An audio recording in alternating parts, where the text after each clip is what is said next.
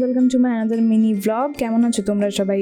তো সেদিন আমি বাড়িতে ড্রাই চিলি চিকেন বানিয়েছিলাম, তো ভাবলাম তোমাদের সাথে একটু শেয়ার করি রেসিপিটা। হয়তো অনেকেই বাড়িতে বানিয়ে থাকো, বাট আমি খুব সাধারণভাবে বানিয়েছিলাম, তো সেটাই তোমাদের সাথে শেয়ার করবো। প্রথমে নিয়ে নিয়েছি বোনলেস চিকেন, খুব ছোটো ছোটো করে পিস করে। তার মধ্যে দিয়ে দিয়েছি লবণ, গোলমরিচ গুঁড়ো, লঙ্কা গুঁড়ো, অল্প সয়া সস আর 2 চামচ মতো কর্নফ্লাওয়ার দিয়ে ভালো করে মিক্স করে নিয়েছি।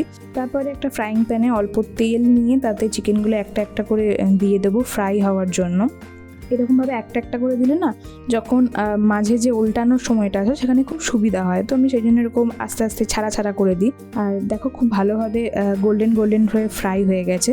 আচ্ছা, আমার মতো কারা কারা আছো বলো তো, যে চিকেন ফ্রাই করার সময় খেয়ে নাও, মানে ওই চিলি চিকেন অবধি আর গড়ায় না? অবশ্যই কমেন্টে জানাতে কিন্তু ভুলো না।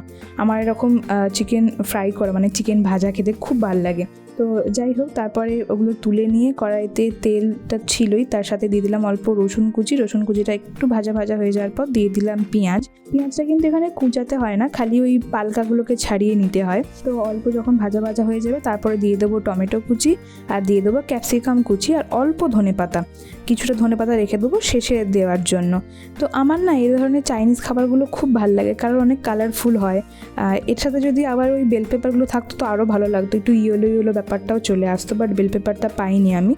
তো আমার বেশি ভালো লাগে কারণ এগুলো বেশি ভাজা হয় না, তো কালারটা থাকে। তো তার মধ্যে দিয়ে দিলাম অল্প টমেটো সস, অল্প ভিনিগার, খানিকটা রেড চিলি সস আর খানিকটা সয়া সস, অল্প নুন আর অল্প চিনি দিয়ে ভালো করে মিক্স করে নিলাম। অ্যাকচুয়ালি চিলি চিকেন মানেই সেটা ড্রাই হোক বা নর্মাল হোক, সেটা পুরোটাই সসের উপর ডিপেন্ড করে। তো সসটা একটু ঠিকঠাক মতো দিতে হবে। তো ভালো করে সবটা নাড়িয়ে নেওয়ার পর একটু চিকেনগুলোকে দিয়ে দেবো, দিয়ে ভালো করে মিক্স করে নেবো। বিশ্বাস করো খুব ভালো খেতে হয়েছিল, বাড়িতেও ট্রাই করতে পারো। আজকের মতো এইটুকুই, বাই। সাবস্ক্রাইব করতে ভুলো না কিন্তু।